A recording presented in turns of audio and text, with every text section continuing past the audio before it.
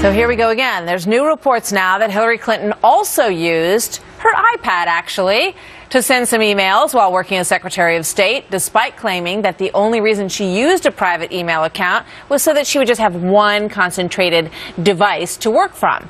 So this report comes after the chairman of the House Benghazi Select Committee, Trey Gowdy, said that he believes that Clinton wiped her email server clean.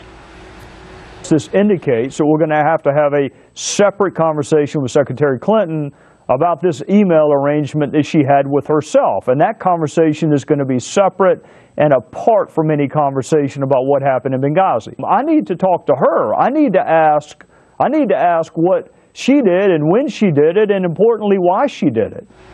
I'm sure she's looking forward to talking to him too, right? Lou Dobbs joins us now, host of Lou Dobbs Tonight on the Fox Business Network. So, you know, it's like a trickle story. I mean, now there's another device. Who knows how many more there are out there and how many places these emails resided. Martha, by my count, we're talking about a BlackBerry, an iPhone, an iPad, a mini iPad, and a BlackBerry. You know, which in and of itself is fine. Like, we all have several devices. I mean, everybody seems to have, you know, an iPad, you know, no matter what these days. But the problem is that they weren't on the government account. And then the problem is that she didn't turn them all over and say, okay, you take what you need, and then I'll decide what to do with the personal stuff. And Martha, I believe the real problem for her is not only did she respond in that fashion with all of those devices, after she had promised inquiring minds, whether they be the potential voters for her in a 2016 presidential race or whether it be Congress, that she had them boiled down and distilled to one device because she couldn't be burdened with two, and she has five instead.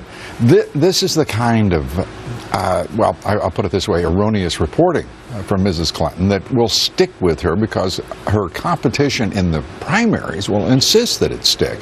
Trey Gowdy now, as he is leading the charge on the Benghazi Select Committee and wanting to have a separate conversation, as he put it, this is starting to amount to emphatic ambiguity on the part of Trey Gowdy and his committee, because there's really no specific violation of law at hand here, none that I can find, and we have looked strongly and hard. And Judge Napolitano says that she had absolutely no authority to destroy the so-called personal emails, according to him. And I mean, that's going to be what the question boils down to in terms of those emails. You know, and the server, they have some pretty interesting, crafty language with regard to the server as well. Crafty language? Nothing, like can you imagine? That nothing, you know, was sort of, that's attached to that server was destroyed.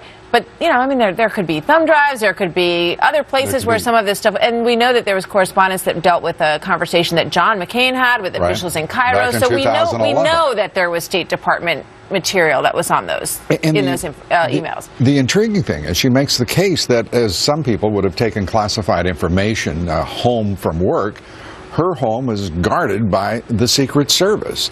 And in effect, it remains at least quasi-government property. And I would never argue with Judge Napolitano on an issue of law at all. But it's quite a different thing to say she did not have the authority to do what she did than to say that there was no custom or previous behavior within the senior leadership of the State Department that duplicated what she's doing. In fact, we know now that all of the secretaries of states, when email has been relevant, since it's been relevant, did much the same thing. Perhaps not to that extent. Perhaps they didn't own an email server. But we don't know what the firewall was for that server. We don't know whether there was any authorization within the State Department, the administration itself. The principal burden here is a political one. It gives the public an insight into her character, her reasoning, and her response. And that is where you're going to see, I think, the greatest impact. Because it's going to hang around.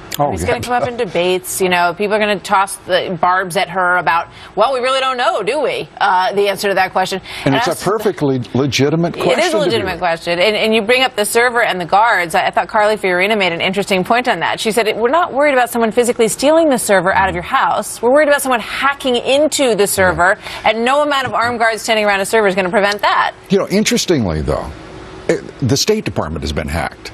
And we find out that within the context of the State Department, it's been sort of a separate government unto itself. The reality is 1 billion emails in 1 year at the State Department, they retained only 62,000 of them themselves. So we're looking at a standard of conduct here for the State Department that I think Congressman Gowdy and the folks at the in Congress and oversight should take a look at that, because they're operating pretty much as a separate entity. Yeah, which is completely unconstitutional. You can't have a little mini government that's operating in a quasi area outside the government and be the Secretary of State. Absolutely. You can't.